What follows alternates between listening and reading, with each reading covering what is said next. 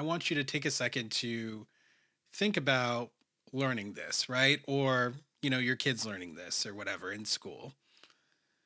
What do you hope will happen as a result of people learning the truth about this history? Or what do you believe is important about people learning the truth about this history? Now, there's the natural progression of this would seem to be towards the reasonableness of reparations. And, I've never thought that, initially I didn't think reparations was feasible. I didn't think it was, practical. And, I could see the case for, uh, these things happened a long time ago and have no effect on, my current life. And that's people on the other side saying that. But the more I've come to realize uh, and I could pronounce his name wrong, Ta-Nehisi Coates wrote, about reparations. He wasn't talking about for slavery. He was talking about for everything that happened since that still affects us on a regular basis. He was talking about housing programs.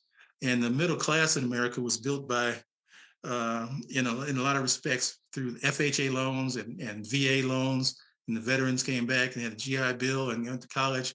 But FHA loans were not available generally to Black people. And when they were in redlined and communities in which the value of homes was not as high.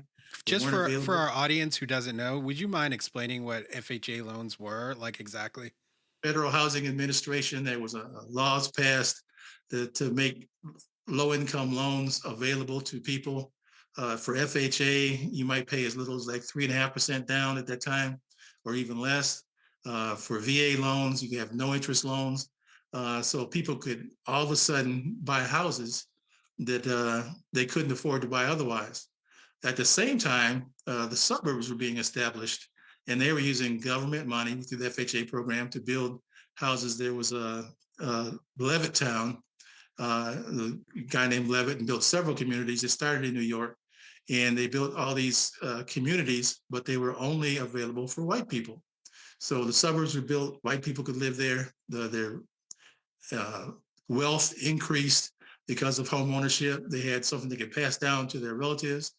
If you're familiar with the movie Raisin in the Sun, it wasn't about Levittown in particular, but it showed exactly that, where a Black family moved into this white community and were, chased out, and had all these problems. That was real. It wasn't just, it was based on reality. It wasn't just a fictional thing. So at I guess before FHA and VA, you had a small number of very wealthy people and a whole lot of generally poor people, with a few people in between. But there became a shift where there was a middle class now, and a lot of that was due to the housing programs that were not available to Black people. So that is systemic racism that they talk about that nobody wants to acknowledge, and it affects people today. Is that a lot of families, their wealth came from land and real estate that were made available to them through programs that were only available to white people. So when we talk about reparations, it's not just for my great great grandfather was a slave and you owe me money. It's because everybody in my people was affected by this, and we have less because of programs that you initiated. Yeah, and it kind of makes sense that this history would kind of be suppressed, right? Because I'm sure people realize that ultimately reparations was a possibility in the future. I mean, the founders and other slave owners were talking about the consequences of a generations long dehumanization of black people staying in America into into perpetuity or into the future. The consequences of that they were thinking about while we were still enslaved, right? While we were still in chains. So this has been something that has been ruminating for a long time.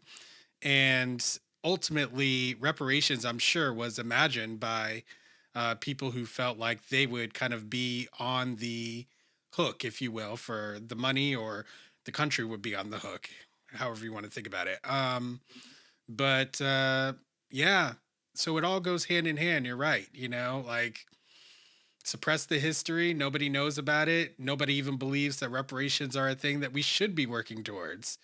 Not even black people who also are not educated on And this. I'm not especially on the reparations bandwagon, but it is does seem to be a natural outgrowth of the positions that I'm taking. Is that you have to acknowledge that these things happen, have had this impact, and you're right in that the founders discussed what was going to happen. Lincoln said a house cannot against itself, a house divided cannot stand, and his initial plan was, with the freedom of enslaved people, to ship them off to to Liberia or the West Indies, and he actually had an experiment in off the coast of Haiti, which is a place called Cow Island, where he sent several hundred people to there, and it did not work out well. He tried to convince Frederick Douglass and other people that, that's a great idea.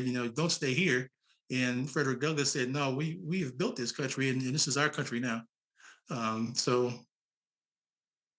Hmm. I'm sure you just made somebody somewhere shudder. well, and as the more you learn about our founders, that we hear about the Lincoln Douglas debates as being the great example of debating and stuff like that, but you don't really see depicted the debates, because the actual debates, both sides were in favor of slavery, Lincoln and Stephen Douglas. And the only question is, in fact, they were competing to see which one could be more for slavery than the other, because that's what they felt like it would take to win the election. Thanks for watching. For access to the full-length conversation and all of the 2-hour-long unedited conversations that I've had on race, click the support link in the description below. Thanks for your support, and see you next time.